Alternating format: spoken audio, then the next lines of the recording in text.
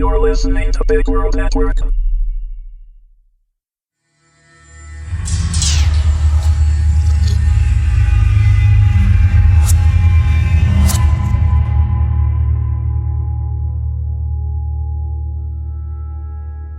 Subprimeval, Episode 12, Floodwaters, Part 2.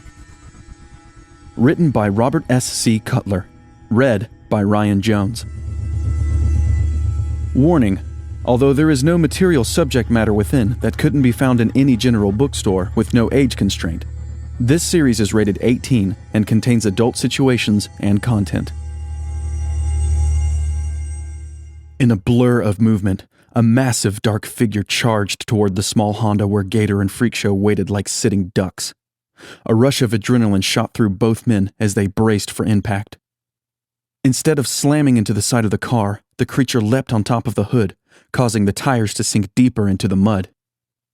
Freakshow stared wide-eyed out the rain-splattered windshield, backhanding Gator on the arm. "Start the car! Start the car!" "I'm trying, but the darn thing won't turn over." Gator twisted the key repeatedly in the car's ignition. As he looked up at the creature's dead black eyes and mouth full of razor-sharp teeth, numbness from impending doom set upon him. "Holy buckets! We're gonna die!" The dozen or so other creatures milling about the artisan well trotted over to the car at a quick pace. Like curious monkeys, they poked at the tires and the rusted paint-peeling body, retreating and then reapproaching with caution, all the while sampling the air with their moist snouts. Gator placed both hands on the steering wheel and started to recite the Lord's Prayer. Freakshow closed his eyes, wishing he was safe back in the apartment, enjoying a good buzz while he watched SpongeBob and ate moon pies. Just as the creature sitting on the hood coiled its arm back to hit the windshield, the car rocked back and forth with enough force to knock the creature off. Freakshow grabbed a hold of Gator to brace himself, accidentally smacking him in the face. Gator's glasses flew off his head and landed between the front seat and the driver's side door.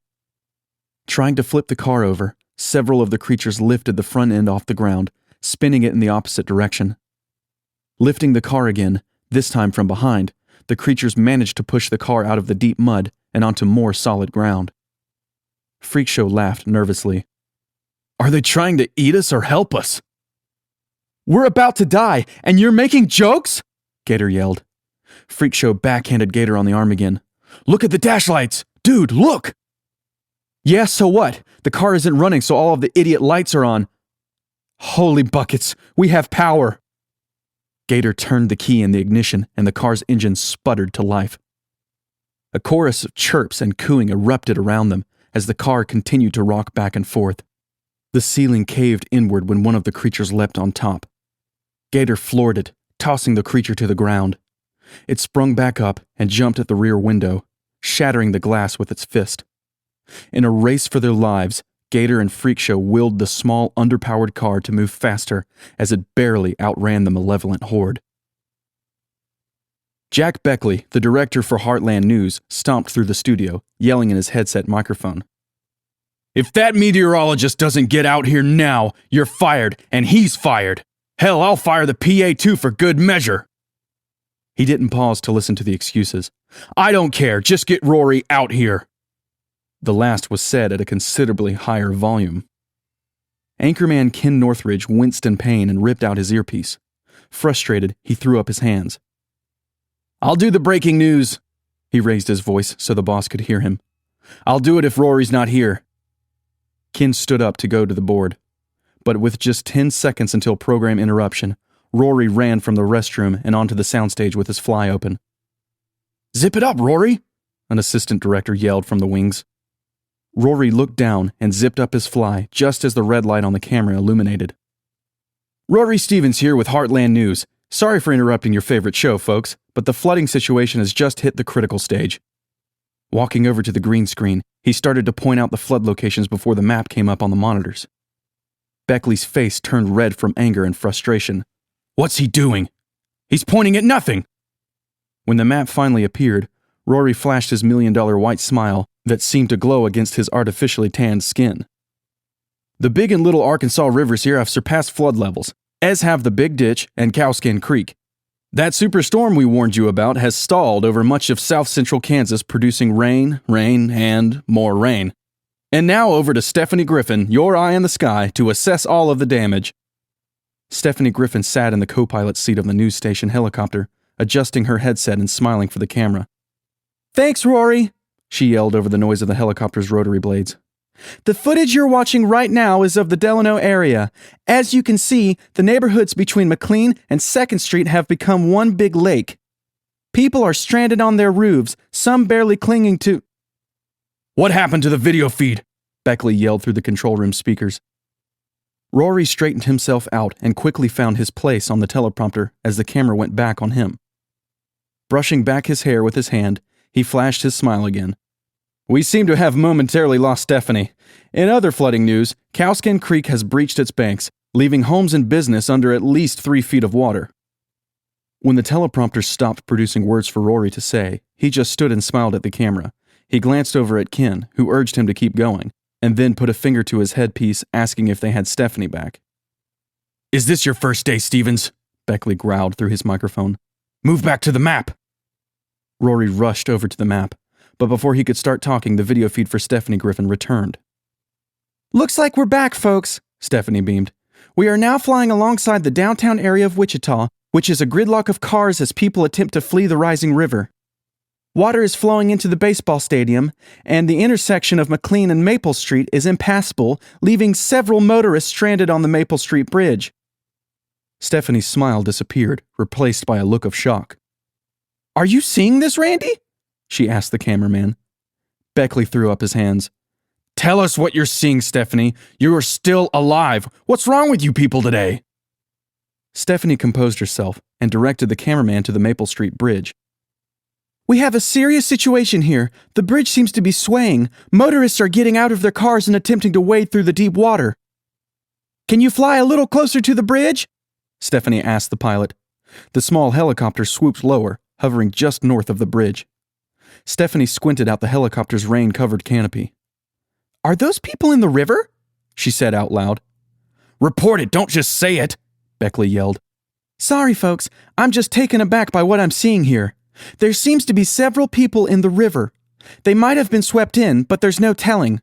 Meanwhile, the Maple Street Bridge has really begun to sway back and forth from all of the extra weight of the stalled vehicles." "Have the pilot fly lower so we can get a better shot of those people in the river," Beckley directed over Stephanie's headset. Stephanie tapped the pilot on the shoulder. "We need you to fly lower to get a better look." "Just a little lower, but that's it. The wind swirls pretty bad up here in between all of these tall buildings." The pilot swooped closer to the disaster in the making. "As you can see, there are several people in the river," Stephanie reported. "It's too dark to tell how many, or to even make out their faces, and... oh my God! I can't believe I'm seeing this. Is it falling? It's falling! The Maple Street Bridge has collapsed, spilling all of the cars into the river!"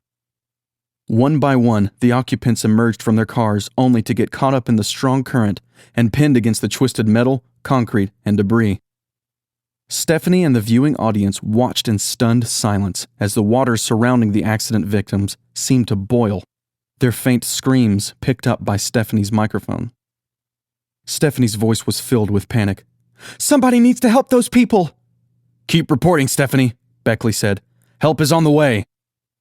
The waters churned at a frenzied rate. People were dragged from their vehicles by dark figures darting in and out of the debris field.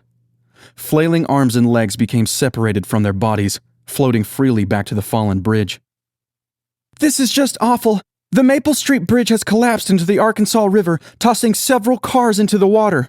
People seem to be drowning, but it's hard to tell what's actually taking place, because there were already victims in the river before the collapse," Stephanie said for the audience. "I don't think those are people," the cameraman said. "You mean in the river?" asked Stephanie. "Yeah, through my camera lens they look more like animals. Maybe alligators or something?" "Can you fly lower?" Stephanie asked the pilot. The pilot shook his head. "No can do. It's not safe. I already told you the winds are too strong." "Get him to fly just a little bit closer so we can see the victims' faces," Beckley said. "The news director needs you to fly lower," Stephanie shouted. "We only get one shot at this." "I said no, and we're running low on fuel. We can gas up real quick at the airport and..." A big gust of wind came up from the north. The helicopter dropped 10 feet and flew south of the bridge, barely missing the tall trees below. The pilot fought to regain control while the cockpit instrument panel lit up in a carnival of warning lights and blaring horns. Another gust pushed the helicopter back up and over the bridge, forcing the tail into a light pole. "Shit! Not good! Not good!" the pilot yelled. "We're gonna have to set it down." "Are we crashing?" Stephanie asked wide-eyed. The cameraman held tight onto his seat, letting the camera lean over, capturing the view of Stephanie and the pilot's legs. "Tower, Heartland 1, the pilot called over the radio. "This is Tower. Go ahead, Heartland 1. We're going down in the vicinity of Maple and McLean. I repeat, we are going down in the vicinity of Maple and McLean." "Copy, Heartland 1. Emergency response is on its way to that location." "Hold on tight. This is going to be rough," the pilot shouted. The helicopter's tail smacked hard against the cement remnants of the bridge, causing it to separate from the forward section. Stephanie slammed her head against the instrument panel as the nose of the copter struck the water. The force of the impact catapulted the cameraman into the back of the pilot, causing both men to crash through the shattered cockpit glass and into the river's depths. As water filled the interior of the helicopter, Stephanie struggled to free her left leg, which was pinned beneath her seat. The river's strong current pushed her backward, making it almost impossible to move. Just as the water level reached the bottom of her chin, she saw a figure swimming her way. "Oh, thank God! Help me! I'm stuck!" Stephanie cried. As the figure drew close, Stephanie's hopes of being rescued diminished, replaced by a primeval sense of doom. She knew she was breathing her last breath as the creature bore down on her with its massive clawed hands and mouth full of razor-sharp teeth. Before she could scream, her body was ripped from the wreckage, leaving behind her left leg still trapped beneath the seat. Gator leaned closer to the steering wheel, squinting out the car's windshield and into the dark, rainy night. His nerves were frayed, and he couldn't see a thing without his glasses on. Each shadow cast by street lamps seemed to turn into one of those vicious creatures, ready to pounce and tear him and Freakshow apart. "This is why I wear contacts, my friend," Freakshow said, exhaling and filling the car with smoke. Gator coughed and waved his hand in front of his face, causing him to swerve. "Well, my last pair got ruined in the river, so now I'm stuck with glasses until I can save enough, as you call it, bank, to buy new ones. By the way, I don't remember telling you it was okay to smoke in my car." "I couldn't help myself. I was jonesing for a cigarette," Freakshow said, while taking a drag. "Whoa, dude, you just ran a red light." Gator looked back through the shattered back window. "Oops. I need to really get off the road. Thank goodness we're almost home." As Gator and Freakshow drove up to the apartments, the Honda's headlights cast the only light on the dark building. The big ditch had overflowed, flooding the parking lot and lower-level apartments. With a crunch, Gator's foot found his eyeglasses that had fallen onto the asphalt when he opened the car door. With only one lens intact, he placed the twisted frame on his head and squinted Freakshow's way. "Nice!" Freakshow laughed. A blood-curdling scream penetrated the darkness, making Gator and Freakshow jump. Several more cries, young and old, pleaded for help. Cooing and chirping echoed off the building, making it sound as if the two of them were surrounded. Nervous, Freakshow looked around. "Did they follow us here?" Before he could answer, Gator heard Claire's voice, filled with pure terror. She cried out his name. Without thinking, he took off running, splashing and then wading through the water. Not wanting to be left behind, Freakshow followed after him. Each apartment on the second level leading up to Gator and Claire's had its door busted in. Freakshow ran off 2 doors down, yelling for his sister and Matt, leaping over debris and the remnants of bodies, while Gator fought his way inside his apartment, kicking in the splintered wood of the front door. "Claire, where are you?" Gator yelled. His voice was fraught with panic. A low growl reverberated somewhere within the darkened apartment. Gator heard Claire scream again. His heart was racing, and his temper flared, angry that he didn't have a gun. He followed Claire's cries into the bedroom and found his wife huddled in the corner, with Freakshow's sister Cassie and one of those things just mere feet away. Desperate to keep the creature from harming them, Gator waved his arms above his head and yelled, "Over here!" The creature turned its head Gator's way. His heart plummeted, and he wished for a moment that he hadn't just done that. Cooing and chirping, It stood on its hind legs, baring its teeth, coiling its body back to strike. As it lunged forward, Freakshow pulled Gator out of the way and dragged him underneath the kitchen table. The creature crashed into the opposite wall, leaving an impression with its head. "Are you crazy?" asked Freakshow. "Claire's in there with your sister. I had to do something," Gator said, and then turned his head the creature's way. It was crouched low to the floor and staring directly at them. Gator's heart leapt into his throat.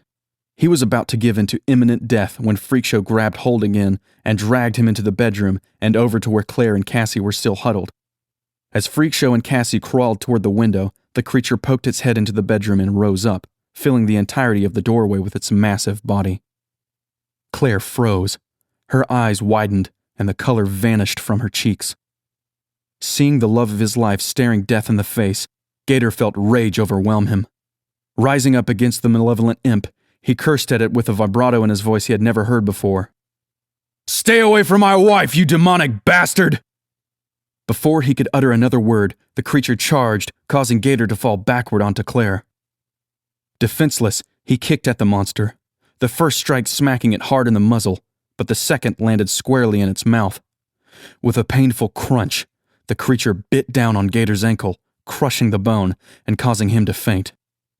Claire held him tight and screamed out in terror as the creature raised its claws to strike. An explosion of gunfire knocked the creature down as a hail of bullets struck it in the back and head.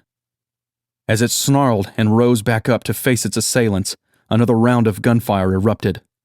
The creature bounded across the room, leaping over Freakshow and his sister, and then crashed through and out of the bedroom window. Gator lay in the hospital bed, surrounded by Claire, Freakshow, and Officer Torres. His right leg was elevated and wrapped from his knee down to where his foot used to be. A new pair of glasses sat on his face, and he was in a better mood than should be expected. He studied the letter of commendation the department had given him, moving his fingers across the wording that read, "Bravery beyond the call of duty." "I think that says it all," said Torres. "You're a good cop." Gator looked away. "Was a good cop. If it wasn't for you, I'd be a dead one for sure. All of us would be. I guess me being in the neighborhood was just good luck." Gator almost laughed. It would be the first good luck in his life he could remember. An army officer in full dress uniform, along with a man in a dark blue suit, walked into the room. "Good afternoon, folks. I hope you don't mind if we interrupt your party," the man in the suit said. His short, well-maintained hair was parted neatly to one side. An imperious grin revealed straight white teeth, bleached beyond their natural color. "I'm Special Agent Riley, and this is Major Wallace," he gestured to the army officer. "We just had to meet the hero of the day. Oh, and you too, Mr. Devonshore. Very impressed with you." "Very impressed with you, son." "I just know we'll be spending a lot of time together in the near future," he grinned. "Quite the mess we have out there, and it needs to be cleaned up in the neatest way possible." "And it's about to get a lot worse." Major Wallace pointed at the television hanging above Gator's head. "Hello, Kansas. I'm Ken Northridge, and this is a Heartland News exclusive. An expansive underground river has been discovered right here in Wichita, Kansas. It's thought to flow as far north as the Arctic Circle and as far south as the Gulf of Mexico. Exploration is scheduled to begin as soon as the floodwaters from the recent storm recede. Coming up at the 5 o'clock hour, clips from the memorial services for the crew of the Heartland News 1, plus Rory has another funny segment of people and their crazy pets.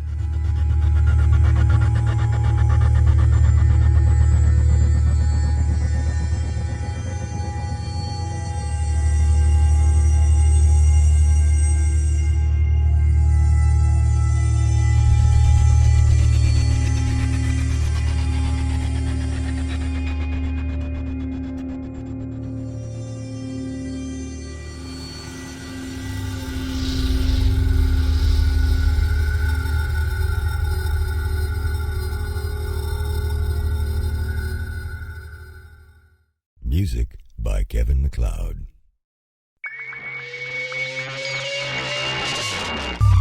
You're listening to Big World Network.